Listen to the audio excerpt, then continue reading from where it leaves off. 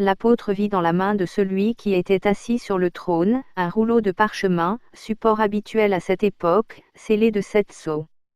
Ce document représentait les desseins secrets de Dieu qui étaient sur le point d'être révélés. Les desseins et les méthodes de la providence divine qui doivent être exécutés pour l'Église et le monde sont ici affirmés, fixés et inscrits dans une sorte de registre. Les décisions divines sont cachées à la vue et à la compréhension de la créature humaine.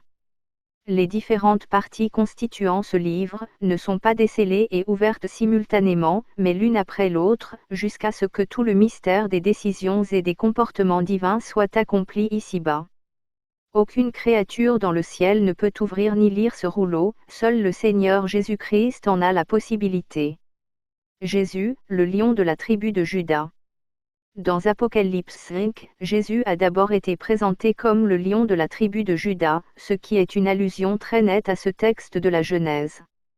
Juda est un jeune lion. Tu reviens du carnage, mon fils. Il ploie les genoux, il se couche comme un lion, comme une lionne, qui le fera lever. Genèse 49, 9. Jésus a en effet prouvé qu'il était ce lion en remportant la victoire sur Satan et en portant jusqu'au bout le poids de la colère de Dieu. Il est à la fois l'ancêtre, le descendant et le Seigneur de David, Matthieu 22, 41 à 45.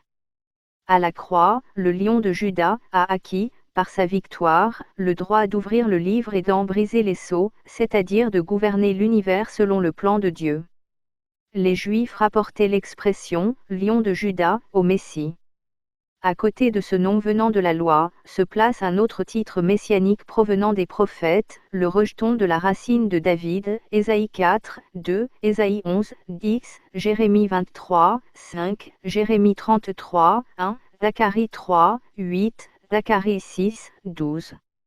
L'ouverture des sceaux ne peut se faire que par un acte de puissance, c'est l'acte guerrier qui arrache d'une main ennemie l'héritage qu'il possède de droit.